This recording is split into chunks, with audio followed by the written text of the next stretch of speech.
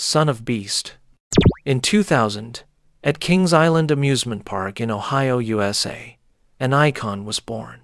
Son of Beast, the tallest and longest wooden roller coaster in the world. It was promoted as a wooden beast, a giant machine, nearly 215 feet high, rushing at a speed of more than 75 miles per hour. Millions of visitors flocked just to try the feeling of conquering this legendary ship. In the early days, Son of Beast brought extreme excitement. The sound of wood creaking, the rail frame shaking violently. Each freefall made the players' hearts jump out of their chests. Everyone who stepped off the ship laughed, even though their legs were shaking. People believed that they had just overcome a crazy but safe challenge. However, right from the first years of operation, Son of Beast began to show signs of danger. Unusual creaking sounds, strong jerks, caused passengers pain. Then, on the 30th of July 2006, disaster struck. A support beam in the giant wooden structure broke. A dry cracking sound rang out. The whole train shook violently as if it was about to collapse. The train swayed. Passengers were thrown in their seats. Screams of pain rang out. 27 people were injured. Broken bones, neck, and chest injuries. Blood oozed from the wounds as medical staff rushed to the scene in panic. Although no one died, the chaotic scene was unforgettable for those who witnessed it. But the tragedy did not stop there. In 2009, another incident occurred. A female passenger suffered serious injuries, a ruptured blood vessel in the brain, and collapsed right after the ride. The consecutive accidents caused public outrage. People asked, why did a family game turn into a destructive machine? The park tried many times to repair and change the steel and wooden structure, but the stain was too severe. In 2012, after a series of lawsuits and investigations, Son of Beast was permanently closed and completely demolished. An icon once hailed as a wooden wonder has ended as a warning. Not every record is worth conquering, because sometimes the price to pay is blood and human life. The Matterhorn bobsleds. The 3rd of January 1984, Disneyland, Anaheim, California. Amidst the endless stream of revelers, the Matterhorn bobsled sled ride stands tall like a miniature iceberg, attracting thousands of visitors every day. Among them is Dolly Young, a 8-year-old woman who comes to enjoy the ride like any other tourist. Dolly steps onto the compact sled, fastens her seatbelt, and the wheels begin to roll. The train screeches, swaying through dark curves, steep slopes simulating the Alps. Laughter mixed with the sound of the wind makes passengers feel like they are lost in a snowy adventure. At a narrow turn, Dolly is suddenly thrown from her seat. It is still unclear whether the seatbelt was loose or whether she tried to change her position. Her body tilted too far, her hands flailing in the air. In a split second, Dolly fell off the car, landing on the parallel tracks right next to her, where another train was approaching. The metal roared. The second train came without stopping in time. Boom! The entire body of the car, weighing several tons, crashed straight into Dolly. The impact instantly severed her body.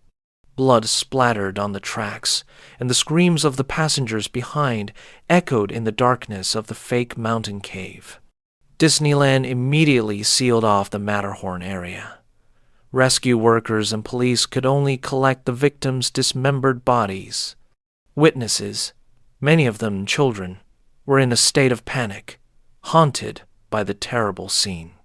The investigation later confirmed Dolly was not sitting in the correct position and did not fasten her seatbelt properly, leading to her being thrown from the car.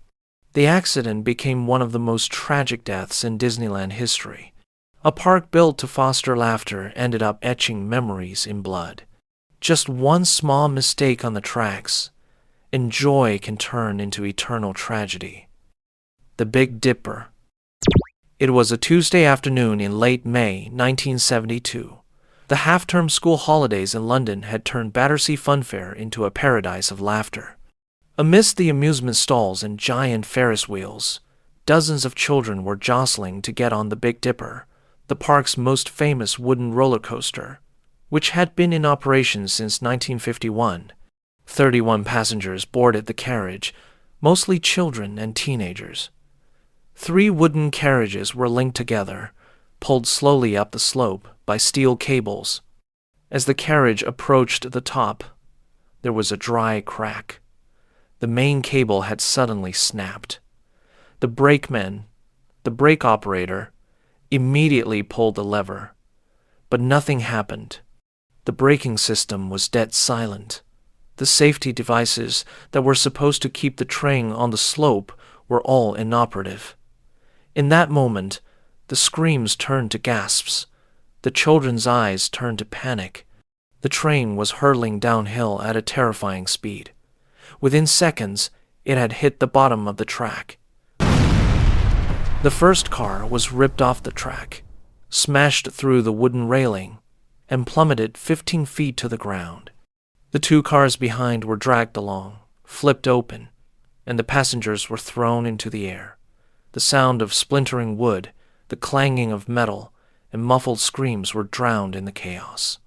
When the dust settled, 5 children lay motionless, and 13 others groaned in the rubble. The park was instantly thrown into chaos.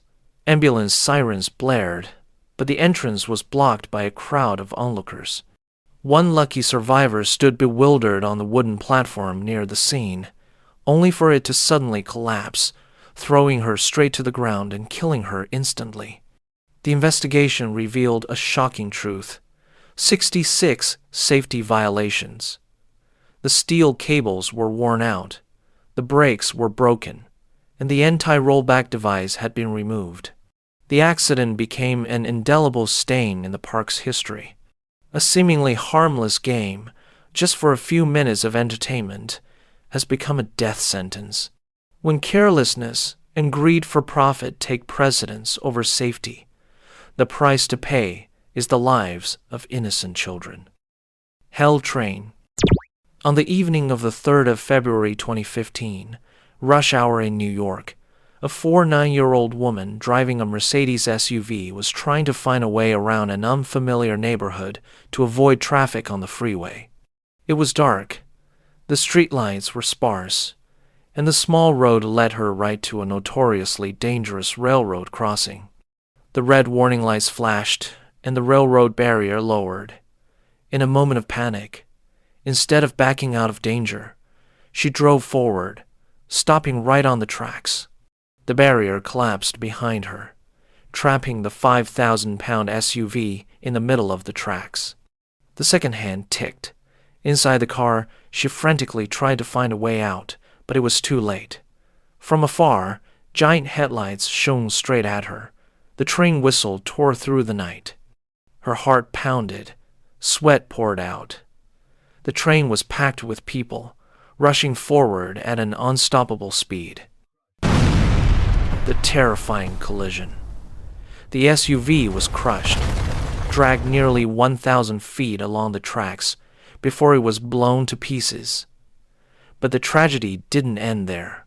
The force of the impact sent steel rails flying, piercing the first train car like red-hot spears. Sparks flew, and flames engulfed the compartment. Passengers panicked, screaming mixed with smoke and the smell of burning gasoline. A train compartment turned into an inferno in seconds. When the fire was brought under control, all that remained was the crushed SUV, the charred train car, and the bodies lying there. 6 people were killed, and 15 others were seriously injured. For many survivors, the memories of the smoke, the screams, and the smell of burning metal and flesh haunted them for the rest of their lives. This became the deadliest train accident in Metro-North Railroad history. Just one wrong moment on the track, one slow decision, and the price was a life, not just yours, but many others.